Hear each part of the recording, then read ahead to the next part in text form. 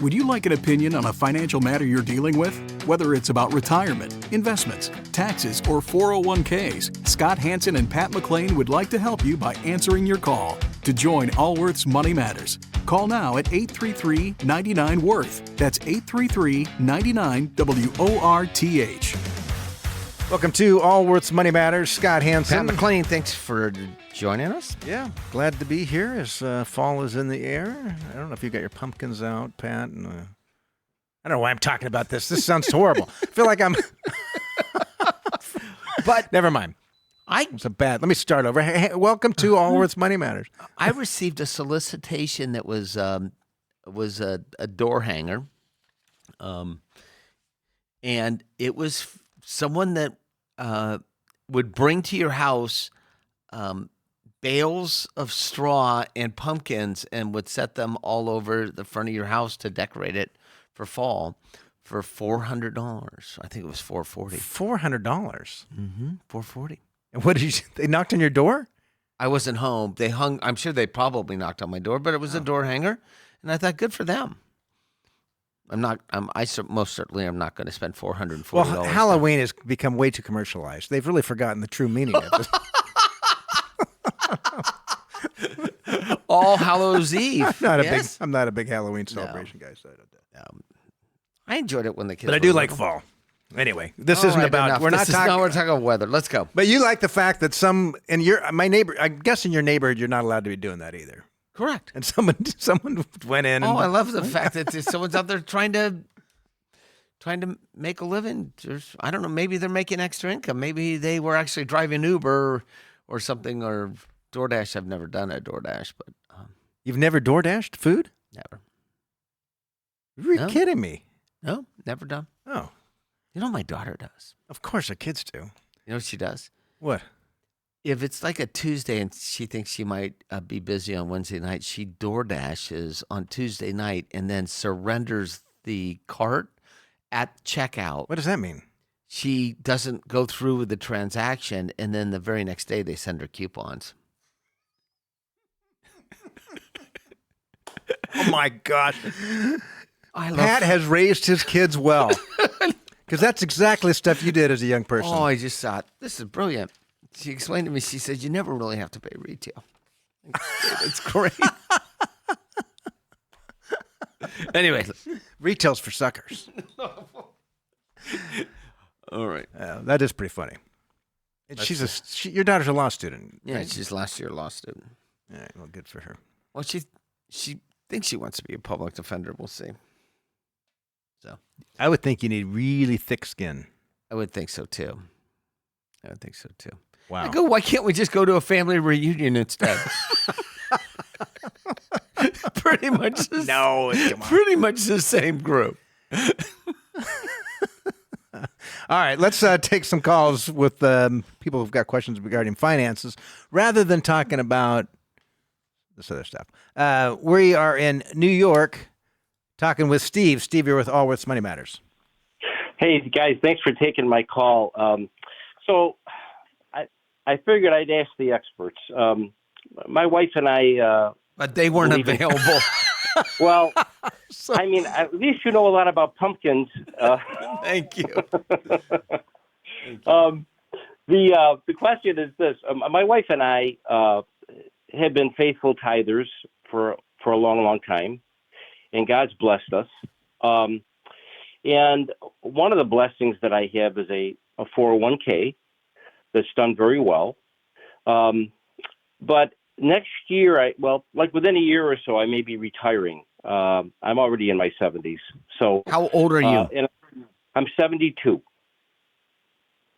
Okay. Yeah.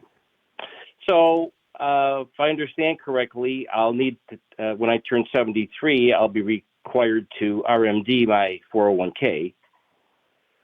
And as part of that, that becomes income. And my question is really, how do you tithe on a 401k withdrawal? Because there's just some components that are a little confusing to me. One is that, you're putting money in. And then secondly, of course, you're taking money out. But then it fluctuates. I mean, you could have a really good year and you tithe on your profit, but then the next year, it's not a good year. But wouldn't that be the same if you go back to biblical times, let's say, and where it was on the first fruits, right? You tithe, you bring your first fruits, but there would be some years you'd have big crops and some years you'd have less crops. So a tithe would still be relative based upon the crop of the year, right? Yeah. I guess I'm just confused about how to calculate all that. Well, the government's going to do it for you. I mean, so one way to do, and by the way, my wife and I started tithing when we were first married, and I think it's been a great discipline for us, not just spiritually, but financially, because when you give the finances, it kind of takes the money off yourself for a period of time. So I think there's a good discipline, regardless of one's spiritual convictions or not. But I mean, you can do it as just like if you take 50,000 out, then you're going to tithe 5% of that. But at over age 70, you can have money transferred directly to a charity and not have it come through your tax return, which would most likely be preferable for you. How much do you have in your IRA, in your 401k? About 1.7 million. How old's your spouse? She's 60. Okay. And is the 401k all in your name, or does your spouse have any money in retirement accounts? She has her own 401k. It's considerably smaller, but she has her own. And when you retire, will there be any pension at all? Yes. Will you be living off any portion of your 401k? Yeah, I think so. Yes. How much? Oh, I'm going to say $40,000 a year now. Okay. So here's kind of how it works. He'll walk you through it, and I'll give you 100% practical, and then you could do what you want with the information. When you go to retire next year, you're going to have to take it's got about a 3.5% distribution. Yeah. Yeah. Right. So 3.5% distribution, which is probably about $60,000 a year. Yes. Right. So you're going to have to start this distribution. You can do it from your 401k, but I actually would use an IRA because it makes it so much easier to actually get this done. So when you retire, transfer everything to an IRA. Transfer everything. I would do it today, actually. You're still working. Just so many different. All right, do it whenever. It's not that isn't that material. So then you have to start taking about $60,000 out a year for your required minimum distribution. This money that goes to charities can be part of that $60,000 a year. That's how it works. And you have to name the charities and their tax ID numbers. So this is what I do with many of my clients. At the beginning of the year, I tell them what the required minimum distribution is going to be. Okay. Some of them move it every year. Some of them it is exactly the same amount. Pat, I'm giving $30,000 a year. Here's the list of the charities. And then we just send a check right over to the charities. Then we take the remaining amount. So in your situation, you said, I'm going to tithe. So I'm going to use the number, just $20,000 a year. And then the other distributions of approximately $3,400 a month, we send directly to you, and we withhold taxes. And we do it every January. We actually do the planning in December. I tell them the required minimum distributions, and we just push it out of the way. But to take it one step further, Pat, and I'm sure this is what you do anyway, but Steve, let's assume for a minute, let's just assume that your pension's $30,000. Let's assume that your family Social Security is $50,000. So we have $80,000 there, and we're assuming that your required minimum distribution is $60,000. Okay. Yeah. So $140,000 of total income. You want to tithe on that $140,000. That's what you told me. That would be $14,000. And you work backwards from them. So So if I were in your position, I would take my pension. I'd have it all come home. I'd have my Social Security all come home. And then I'd take my 401k. I would have $14,000 of that distribution go directly to my charities, the church or whatever you're going to give to. I'd have those go directly there because you're probably not able to take an itemized deduction of your charitable contributions. And if it comes out of your 401k or your IRA as part of the required minimum distribution, it doesn't even show up on your tax return. That is exactly how I do it. And then you've satisfied that 10%, and you've done it in the most tax efficient manner. So one time I did. We had a church building project. So I took $20,000 out of my retirement Yes. 401k, and made a direct You transfer right to the church. It came from. This was at age 70? Yes, actually. Okay. Okay. Yep. So yes, that was the right thing to do. So I mean I know the principle, but what I didn't know is it could be done. I could diversify the distribution. So if I have, Yes. so if I've got several, Yes. Yes. with a church and other organizations, I want to Yes. do, The food bank or whatever it is. Yes, that's. I think of her. I actually met her through church. We were on it. Strangely enough, I was running a capital campaign in the church, and she was volunteer, and so I explained it to all the people that were volunteering how to do this. And she came up afterwards and said, I wish my advisor had told me that. And she became a client. And to this date, 15 years later, not that long. Anyway, to this date, I get a list of the charities, their addresses, social tax ID numbers, and the amounts. And we just fire it off just like that. So we do 4 or 5 of them. If I just go to my 401k administrator and say, I've got these 5 Well, your charities 401k administrator may or may not.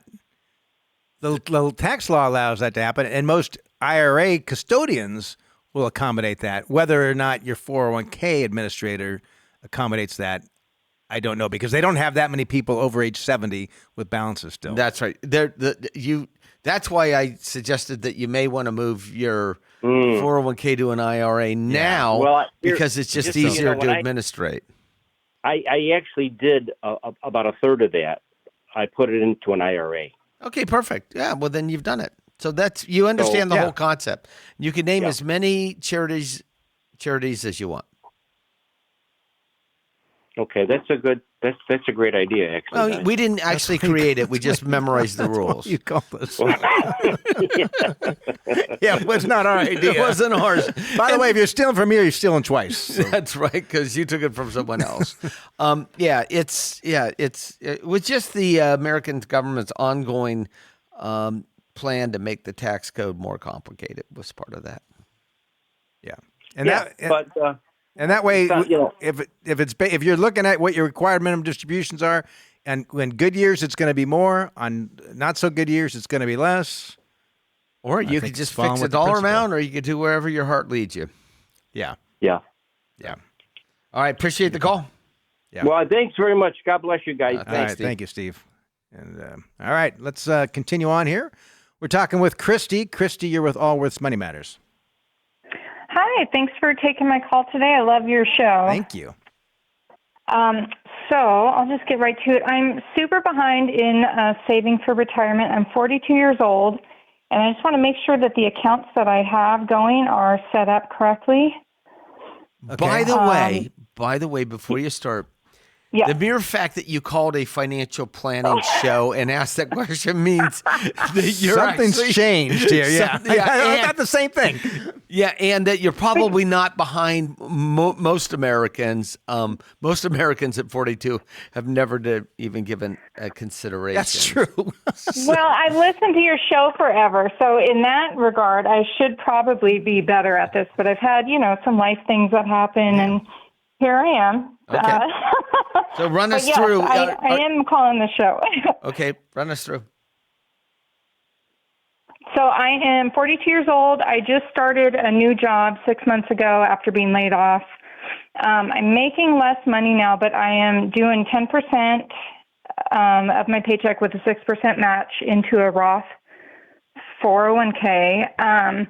They just put it into a Target 2045 fund for me, and I'm just not sure if that's where that should be. And then I also have a Roth IRA brokerage that was an old rollover from an old 401k, and that is something that it's not invested in anything. It's just in the short-term reserves fund, if you will. What are the balances of both these accounts? The employer, the Roth 401k has only $7,000 in it, and the rollover, the Roth IRA brokerage account has $9,500. Okay. And are you married or single? Single. And do you own a home? I did, but I sold it last year when I got laid off, so I have a little bit. That's my emergency fund that I have sitting in the high yield savings. How much is that? That's only, I think it's about $35,000. And what's your annual income? I'm at 75 now. I had to take a pay cut taking this new job. Sorry, say that again. 75 now at this job that I got. Will you receive a pension when you retire? No.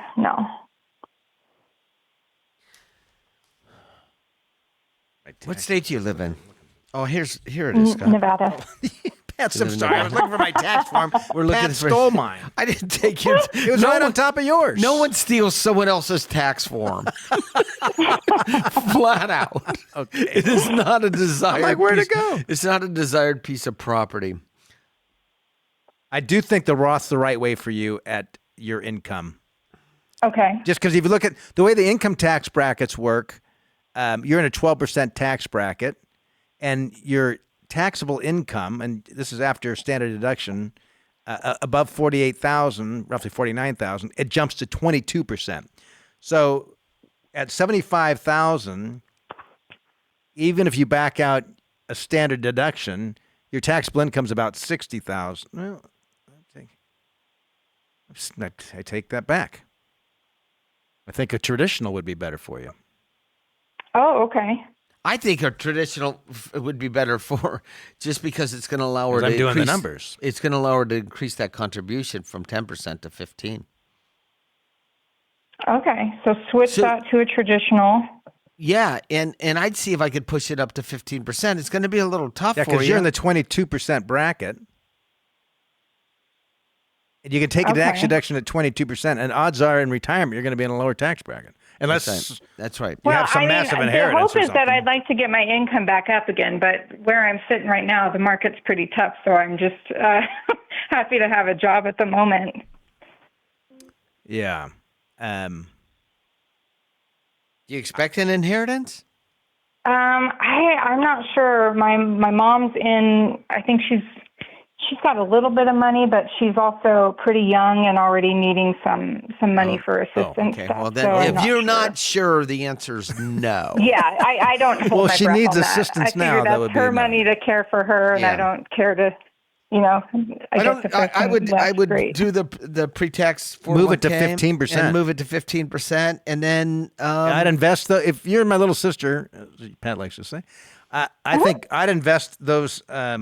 You're 42. You're not going to be touching those retirement dollars for 20 plus years, right? Right.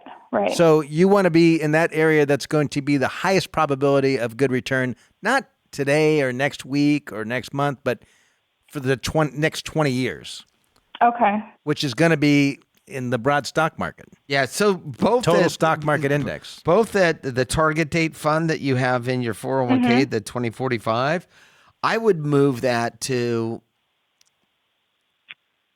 I'd move 2/3 of it to a total market or an S&P 500 and a third to an international fund. That they probably have an index fund in that portfolio would be my guess.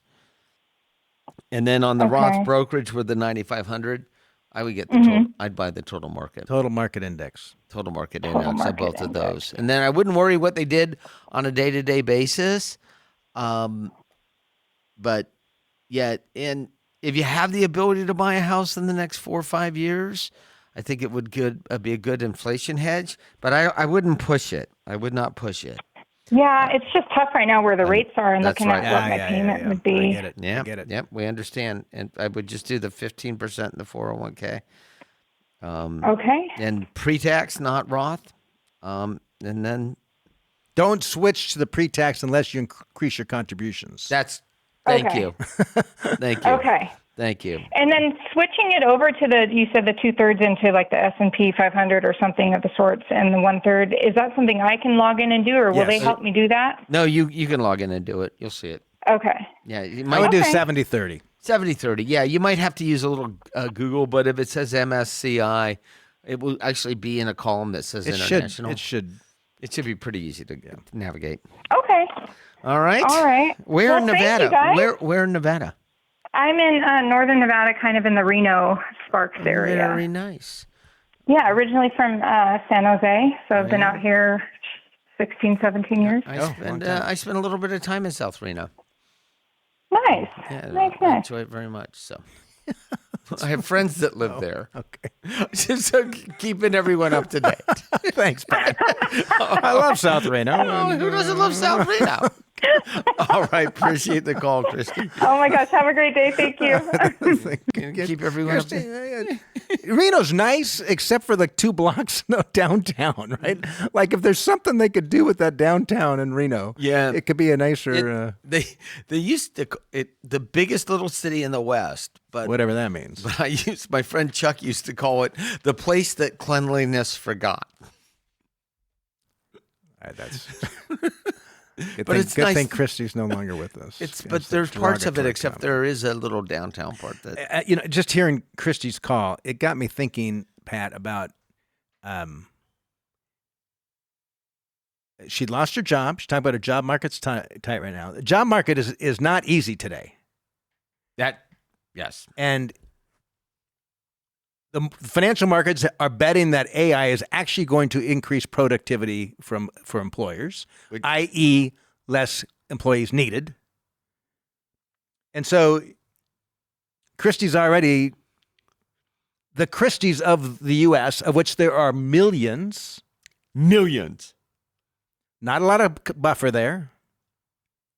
Things are tight. Things are already tight. It just... Oh, this is societal stuff it's scary.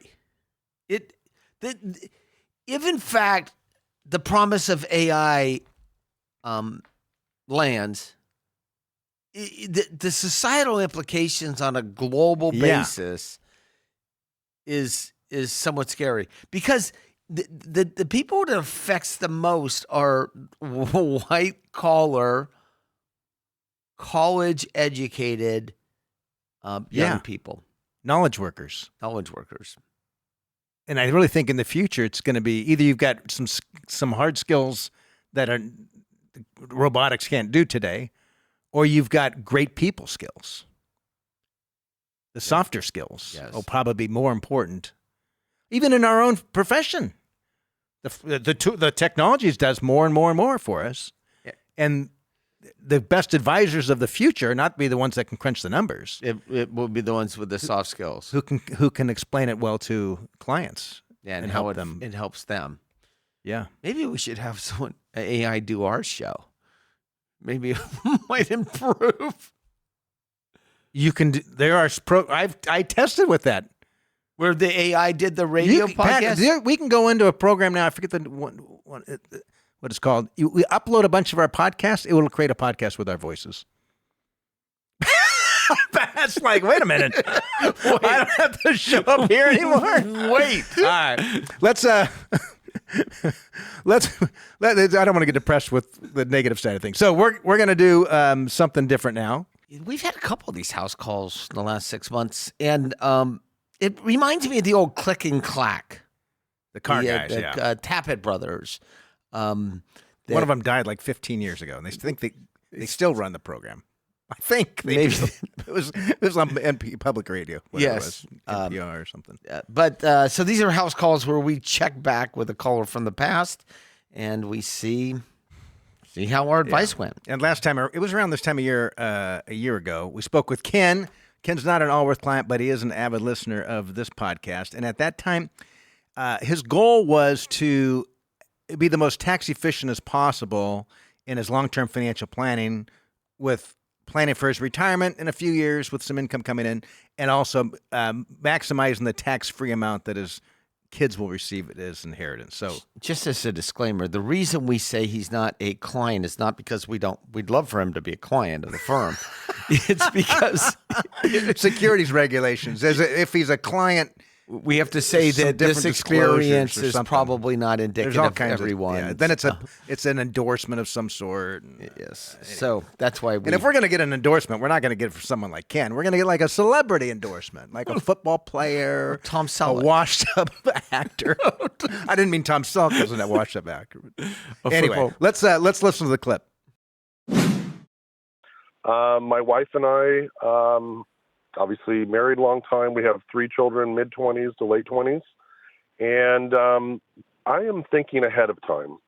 And we have an issue with tax-deferred IRAs and 401ks. We're not retired yet, but the current value is approximately $5 million.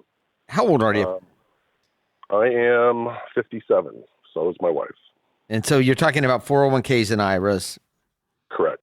$5 million. Self-employed. Yeah. Okay. And we have a rough date when we want to retire. That future value of that, based on an assumption of 7%, would be $6.4 million. So you're planning on retiring in a few years? Yeah, probably 2.5, 3 years. Is your business something you can sell? It's something, yes, I can sell, but it's not something that would bring in. It's more of a service type business. Uh-huh. It's not going to be very useful or expensive. The tax deferred accounts, qualified accounts, were those?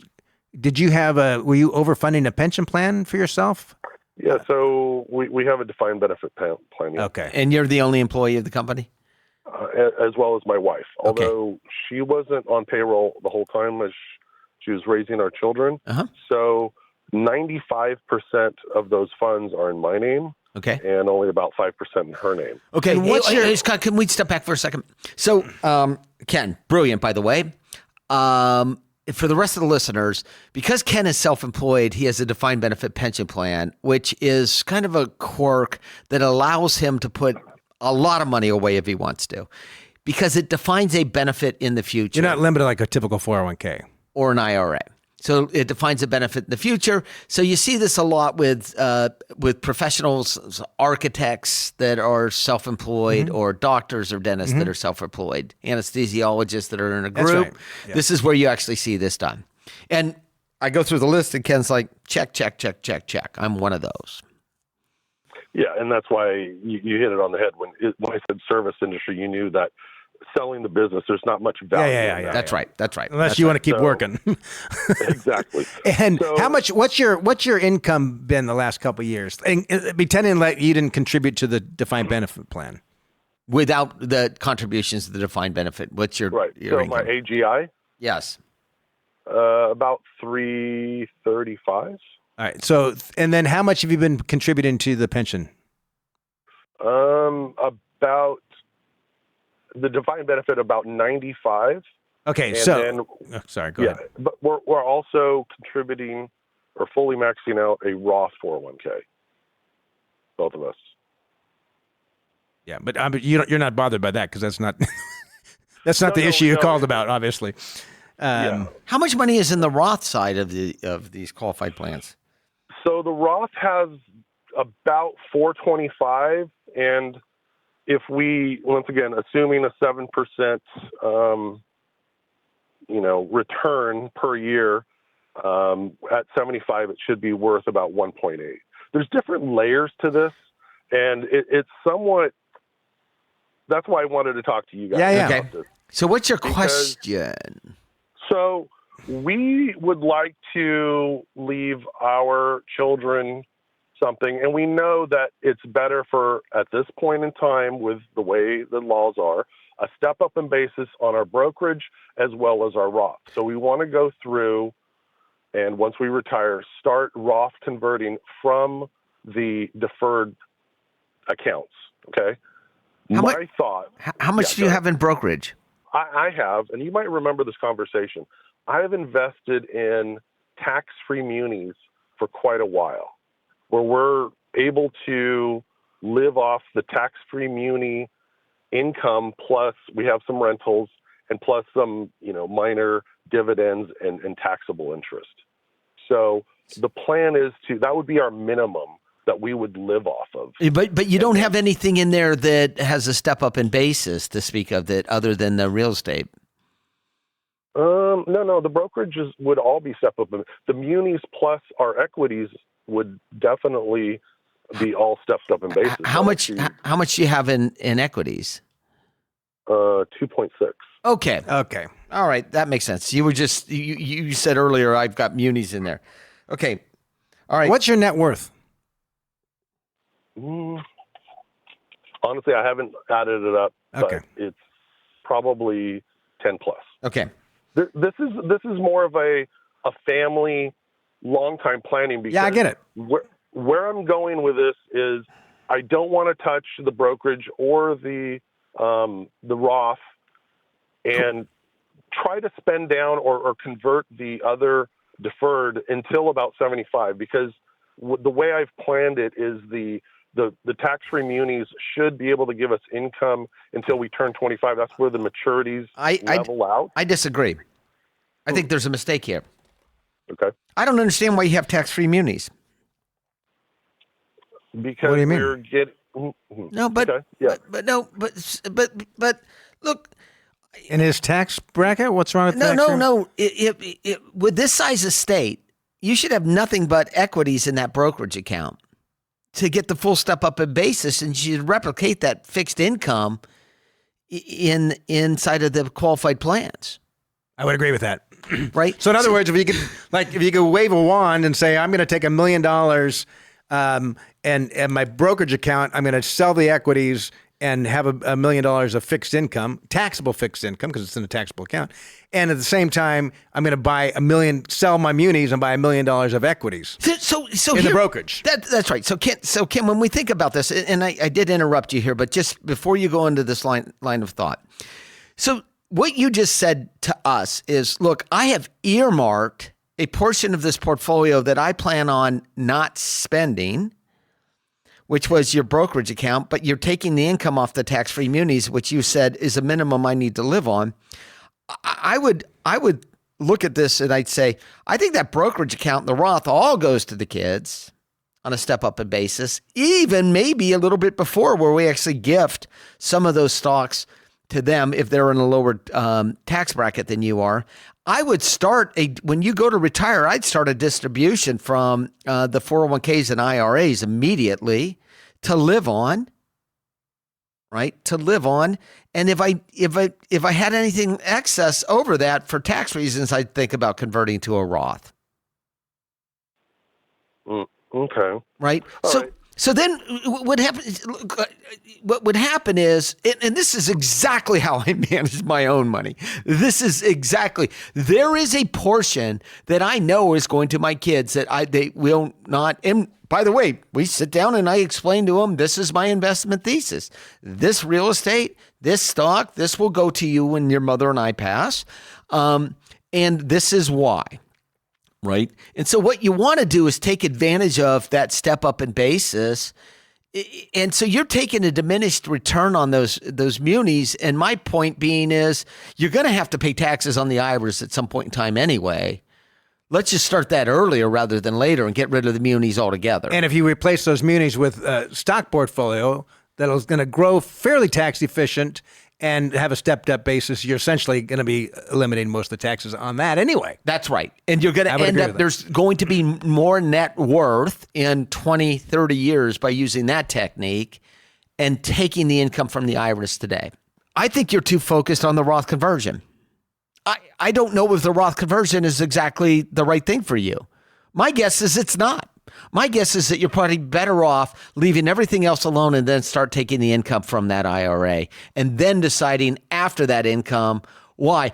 I know you're certainly better off doing that than you are living off these tax-free munis. There's no question in my mind. Right?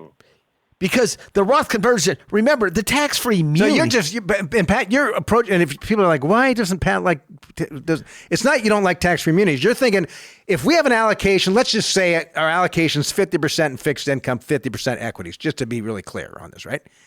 And the objective is to have this tax efficient as much as possible so that our kids have the most amount to inherit. rather than own munis in a taxable account and equities in our tax deferred account, let's flip it. Let's own that fixed income in our retirement account. And if we're going to do that, there's no sense owning munis because it's all taxable there anyway. So now we can go from something that was yielding us 3% to something that's yielding us 5%. So Ken is with us now. Ken, welcome back. Thanks to you for having me. Yeah. Thanks. It's been a little bit over a year. Yeah, we threw some stones in your plan. So hopefully you went back and re-listened to that call a couple times to kind of absorb it, because there was a lot going on there. Yeah, I went over it about a half dozen times, and it's been 13 months. A lot has happened in that 13 months. A lot of volatility, a lot of moving parts. Okay. With everything. And one of the things that was most difficult is I've been very comfortable with those munis, and there's a reason why behavioral finance gets so much attention these days, is because you're fighting with yourself on something. Well, sometimes there's a balance between no one knows what perfection is because it's all based on future outcomes, right? So, but here's what, kind of the ideal is, and here's what my human nature is compelling me to do. So is there some happy medium where I'm pretty close to what kind of the ultimate plan would be, but yet I'm still comfortable with the position we're taking. So. Right. And I understand, Pat was pretty adamant about, selling them right away. There was just a few things besides, fighting myself. There was also the fact that 13 months ago, interest rates were pretty high. So we had unrealized losses on those muni bonds. So what I've done is kind of that happy medium you were talking about is as some of these bonds have naturally run off the balance sheet through either bond calls or maturation, I've put that money into separate managed accounts or direct indexing, as you guys suggested. Okay. So once again, that's a new concept for me. And I understand the concept behind it and why you recommended, especially the tax loss harvesting factor. And then at that time, are you concurrently reducing the equities in your tax deferred accounts? So that are some other fixed income? So that our tax to bond ratios stay constant? No, because with the accelerated, appreciation in the market, the bonds have actually, even though, we're running it off naturally, equities have continued to appreciate. So naturally, the percentage of bonds in our overall portfolio have gone down as well. Right. What is the percentage of bonds in the overall portfolio? It's approximately 25 to 30%. I mean, I think Pat's the premise was let's make a change without changing our allocation of stock to bond. Changing our allocation of stock to bonds is kind of a second. You could do that, but that wasn't what we were focusing on. But what I was trying to do was I was trying to get the delta, the difference between the yields on a taxable account, a taxable bond, and a tax-free bond. And you were giving up essentially not changing any risk structure to the portfolio. That's all, which is okay if you change the risk structure, but that wasn't the focus that I was trying to relay there. It was, look, if I've got so I live in the state of California, and let's say I got a 3% West Covina municipal bond, which is a West Covina. Okay. I have a 3% muni bond. I could get something equivalent yield in a company that would have paid 5%. And because that was in my IRA, and you pay distributions on all taxable money that comes out of an IRA, either living or dead or Roth conversion, I was giving myself that delta, that 2% higher rate of return in my overall net worth. That was the whole concept. I understand that. Okay. So if I'm understanding you correctly, you're just saying swap out the munis in your brokerage account and buy bonds in your retirement account. That's exactly it. Because your tax deferred retirement account is so large relative to your over on That's right. And I wish I would have given you my cell number after the phone call, because if you had told me you weren't selling the bonds because you would have a realized loss, I would have congratulated you and said, that's awesome. Let's realize that loss. Because if and then get the gain of a bond inside that. It's a lateral move. It's 100% lateral move. The only difference is I've got a little bit of tax arbitrage there. Right. So, going back to the direct indexing that you recommended, is it in my particular situation where I will be taking monies out of my retirement account and have to pay the taxes? Am I thinking about this clearly? If I'm tax harvesting and keeping those losses, and then I'm selling stock, depreciated stock, out of the brokerage account, and not paying the capital gains tax because I have all this harvesting, and paying the tax on ordinary income when I take it out of the retirement account. That's correct. Okay. I wouldn't get too aggressive on the tax loss harvesting with the direct index, and you can kind of dial those things as aggressive or conservative on the tax loss. Just because if we knew you were going to have some massive capital gain in the future, then we'd say let's be aggressive on the losses so we can carry those forward to the future. But Ken, do you have a financial advisor you work with? I have someone who I have a loose relationship with. He's kind of a young guy at a large, and I won't say the name, brokerage, and I'm kind of working with him to see. My biggest thing is no one's going to think about your money better than you are. And if something happens to me, I kind of want to vet this guy over a period of time and have him work with my wife, because my wife has no interest in what I'm doing. That's prudent. That makes sense. The thing is that little things. Yeah, you are giving them. So I would do the financial plan more than I would be focused more on an overall financial plan, where you can do some what-if scenarios. Like Pat made that recommendation. If I do that, what's that going to make my net worth going to look like 20 years out? Oh, if I do this, what's that going to look? If I do the direct indexing and I harvest some losses and I sell some other stocks in the future to do a Roth conversion, how's that going to appear in my plan? But Ken was so clear in his direction. You truly, Ken, when you said, this is what my objective is, I want to leave as much money to my children, this amount of money, and it makes sense to leave it in the Roth IRA and the brokerage account because of the step up in basis. The answers were relatively easy to come to because you were very clear in your objective. It just, that was reality. And where we fell down a little bit was on the execution. Your advisor should have said to you, I'm not going to beat up on this kid because I don't know him, and I can't believe I just called him a kid. But he should have said to you, we should harvest every bit of loss right now, especially in muni bonds. Because you're not locking a loss forever because you're doing a like-for-like investment. Even if you had, we weren't doing that strategy, you'd recognize every muni bond loss and buy something similar the same day. Yeah. And the reason is the bond market's much larger than the stock market. Much, much larger. Right. It's so much easier to take losses in the bond market than the stock market because you can get an equivalent. Pat, one thing you said in that call 13 months ago that I can't wrap my head around is the fact you said, I would take the money out of your IRAs and live off that and not convert to Roth. I think it's a mistake going to Roth, where I don't see why that would be, because between, let's say, 60 and 75 before RMDs, that's your really only opportunity to convert to Roth and have that money sitting aside, growing tax-free forever, and you can take some out if you need it. Correct. But so what happens, though, we probably should have clarified on that. You are correct. You couldn't be more right. But what you don't want to do is convert to Roth and forgive income because you want more on the Roth conversion, so you're sacrificing lifestyle. Someone like you, it's going to be really hard for you to spend money. It's just flat out. That's why you have as much as you have.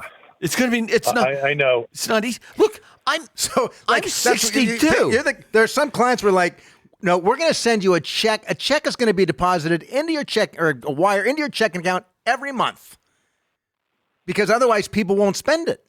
Yes. Like, well, how much are the dividends from that account? So the idea is that we set an income level, and then for tax purposes, if it makes sense, if there's any margin after that, then you do the Roth. Right. And then maybe there's a blending of the two, but you're right. I grew up poor, super saver. I've read the book Die with Zero, and I know you can't. I cannot do, and people can say whatever you want. If you don't fly first class, your kids will. That's right. You've listened to the show before. But he doesn't fly first class. Yeah, you should be flying first class, though. No, that's I've never even flown business class. Oh, premium economy. That's as long as. Dang it! As far as I go. Look, we got to do some coaching. Not in a really fancy restaurant either. Someone with a value meal, we could actually talk about trying to. I have converted clients into flying first class because their net worth is so high. That's just one example of spending a little more money for a little bit. The other is charitable, which makes it a little bit more difficult. The other is gifting to children. The gifting to children is really difficult. Because you see how they spend it? Because you see how they consume it. And you think, I'd never do that. Of course. And then it changes your view of gifting. I watch the way my daughter shops in the grocery store. Like, there's no looking at prices. Like, oh, it's all organic. Just like, she just puts everything in the basket. And I'm thinking, I grew up, it's like you look at everything. There's this brand is $2.99 and this one's $2.49. I'm buying the $2.49. You like the Lady Lee brand. I buy the plain wrap stuff or whatever. Lady Lee. So you're what you were correct in the summary that when I said not the Roth conversion, what I probably should have clarified is set the income first. And then if the Roth conversion happens, it happens. If it doesn't, it doesn't. But you're correct. It's between the ages of now and required minimum distributions. You want to do the Roth conversion, but you really want to spend a little bit of time picking out what you were super comfortable. It might be a 3% distribution from the total, or it might be 2.5%, or it could be 4% of your investable assets. And then starting that income and spending to it. And when I say spending to it, it's not easy. Look, I've been on, this is a little self-confession. I have been on 5 safaris. Have you really? Yes. Well, you went and climbed and hid with the gorillas or something. We went to Rwanda. And Pat, I've known Pat for 35 years. One of the cheapest guys I know. Super cheap. He would negotiate at the grocery store. The stories I've heard of you trying to negotiate, you get the price from everybody. Oh, yeah. When you open the cereal package and take the coupon out before you buy it, that was me. That was me. We didn't grow up with much. But I got to tell you, getting to that, and you worked hard for this. You didn't land on third base and acted like you hit a triple. You worked hard for it. Setting that mindset where you set yourself a budget and you spend to it is super healthy because you're going to enjoy your retirement much, much more. And I've learned this from clients time and time again that say to me. And you've learned it personally. And personally, yes. I mean, I would go on another safari. If you said, let's go, Ken, I'd say, well, I've never spent any time with you, Ken, but I'm available tomorrow. Let's go. Unfortunately, my wife won't go anymore. So she's had enough of the wild animals. It's not easy going to Africa and back. Anyway. So, Ken, does that, any questions for us? Or? No, but I do have a comment or a statement. And, I've listened to you guys for years. And I understand that you guys are kind of slowing down work-wise, and that's great. You guys are at that same age where you probably will be, that you deserve it. You've worked hard, like you said. But I got to tell you, you guys really do a service to the public. I know you guys have a lot of listeners on the podcast, but you guys really, I can't emphasize this enough, how valuable you guys are. Well, thank you. For the normal people out here who are trying to get through this and trying to figure things out. And I just hope you guys are on the air for quite a bit. Thank Well, you. thank I you. appreciate that. So, Ken, my wife has accused me of retiring but not telling anyone. So she said, are you sure you didn't quit work and no one knows?